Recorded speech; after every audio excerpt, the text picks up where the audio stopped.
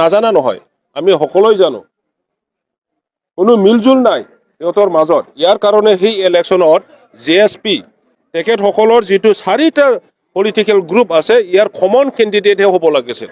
কিন্তু হীৰা চৰেণীয়ে ইতিমধ্যে ডিক্লেয়াৰ কৰিছে এই মিত্ৰতাৰ কথা নামানে, নিজাববীয়াকৈ ইলেকশ্যন খেলিব বুলি ডিক্লেয়াৰ কৰিছে। গতিকে ইয়াত মিত্ৰতাৰ যিটো স্পিৰিট অলৰেডি ভাঙি গৈছে।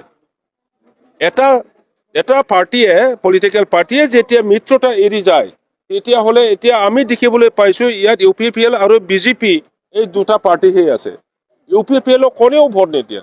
আজিৰ দিনত মই বড়ো ল'ৰা, বড়ো মানুহ হৈ পেলাই মই ক'ব পাৰোঁ, আপোনালোকে বড়ো ল'ৰা আছে ইয়াত, আপোনালোকেও ক'ব পাৰে 70 to 75% বড়ো মানুহে